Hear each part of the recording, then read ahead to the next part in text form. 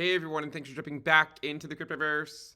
Today, we're going to talk about Bitcoin, and we're going to be discussing halving year returns. If you guys like the content, make sure you subscribe to the channel, give the video a thumbs up, and also check out the sale on Into the Cryptoverse Premium at intothecryptoverse.com.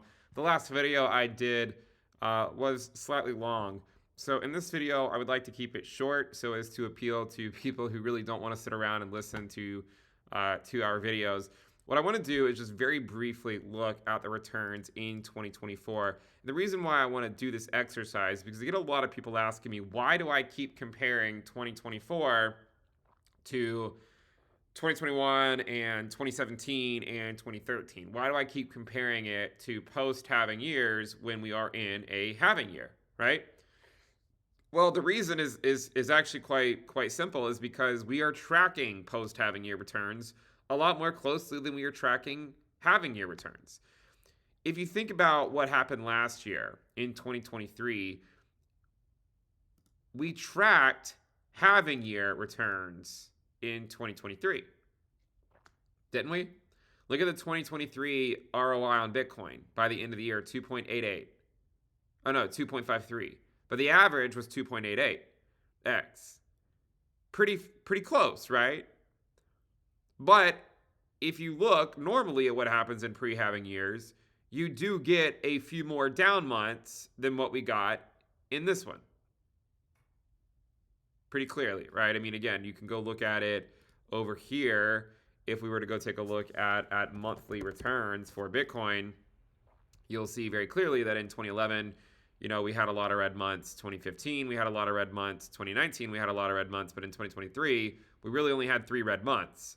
So 2023 looked a lot more like what you might experience in a halving year than what you would experience in, say, a pre-halving year. And so because of that, when you look at this, it looks like 2023 more closely tracked halving year returns. I wonder if 2024 is going to more closely track post halving year returns. Because actually, if you look at the current returns by Bitcoin and you compare it to election years, we are well above the historical average. And not just above the average, we're above all of them individually as well. So this is 2012, this is 2016, and this is 2020. So at this point in all prior halving years, the ROI on Bitcoin from the open was still around 1 or less than 1. But currently this year, we're up about 50% from the yearly open. So this is tracking differently than what we saw in the last 3 halving years. And so because 2023 was tracking more closely to a halving year, I wonder if 2024 is tracking more closely to a post-halving year. You can actually see it sort of is. If you average out 2017 and 2021, what you'll notice is that we're tracking it, right? We're tracking it fairly closely. Just like 2023 was tracking election year returns, especially by the end of it, you can see that 2024 is tracking the average of 2017 and 2021 fairly closely. So this is just something that I think is worthwhile to think about as we get further on into 2024. I don't expect us to track this for the entire year. If you look at 2017, you can see that it was basically up only. If you look at 2021, we basically went up until April, had a lower high in May, and then we came back down. My guess is we do some sort of combination where it's neither 2017 or 2021, but that it throws us, still throws us a curveball. Because, I mean, in 2021, we really didn't go that much higher than the high that we put in April. We did go slightly higher by the end of the year, October, November timeframe, but we didn't go that much higher. Whereas in 2017, we went a lot higher. Right? If you compare 2024 to 2017, you can see we ultimately went a lot higher. But actually, right now, Bitcoin is even outperforming what was happening in 2017 at the same time.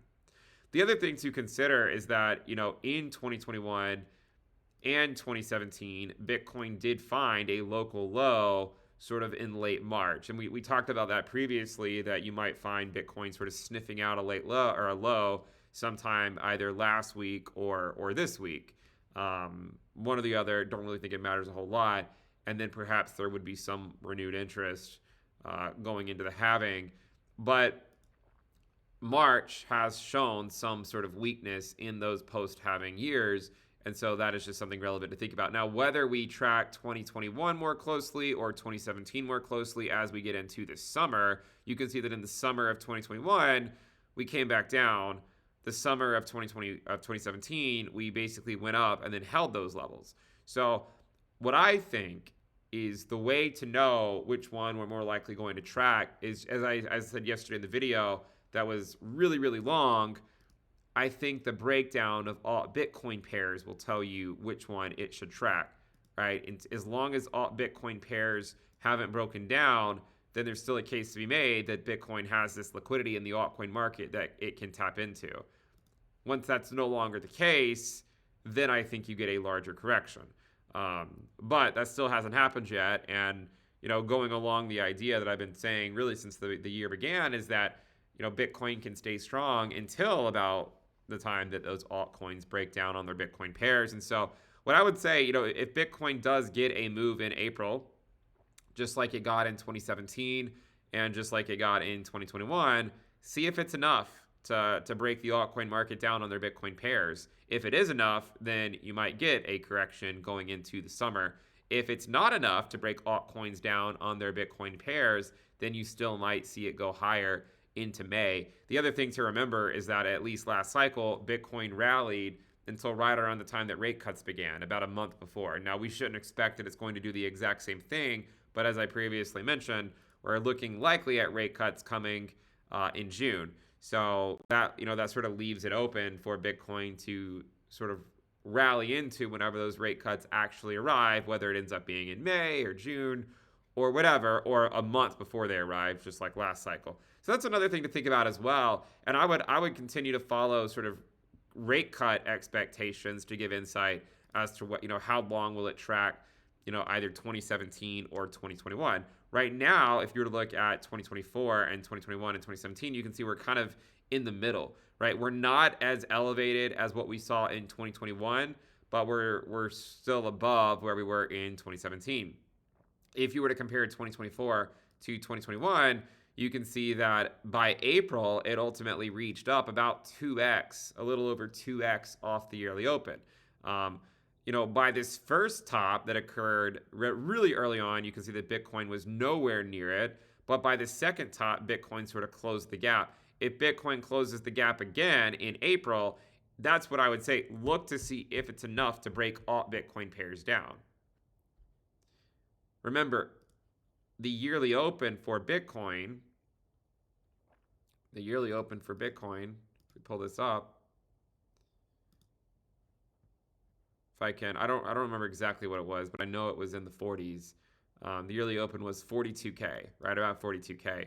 So if you see Bitcoin sort of getting that strong rally into April, if it's enough to break all Bitcoin pairs down, then my guess is that you do cool off into the summer. If it's not enough to break all Bitcoin pairs down, then you might see it extend a little bit later into the year. For instance, May, as potentially that would be 1 month before the first rate cut. So for me, again, I don't really like doing price predictions because it's really hard to know how long the liquidity in the altcoin market will last. But what I would say is, whether you're curious as to whether it's going to play out, how long will it track either 2021, or how long will it track 2017, or how long will it track sort of the average? I think it's going to depend on how long it takes, for Bitcoin to sort of suck out that liquidity from the altcoin market. Once that happens, I do think there will be a correction in the space, and then we'll go back to looser monetary policy, and then sort of after that, then you might expect altcoins to start to find whatever bottoms are going to find against Bitcoin, because still there's so many that are not really doing that well. But those are my views on these halving year returns by Bitcoin. And I wanted to do this video mainly because I do a lot of these like long analysis videos that are like 1 hour or 1.5 hours or something like that. And a lot of people say, well, why do you keep comparing this year to post halving years, right? Why do you keep doing that? And hopefully this video has communicated why. It's because frankly, 2023 looked more like a halving year. So why wouldn't 2024 look like more like a post-halving year? And that's exactly what it's following so far, a post-halving year. The average of 2017 and 2021 gives you the current ROI of Bitcoin in 2024. There's something to think about. We'll go ahead and wrap it up there. Thank you guys for tuning in. Make sure you subscribe, give the video a thumbs up, and again, check out the sale on Into the Cryptoverse Premium at intothecryptoverse.com. I'll see you guys next time. Bye.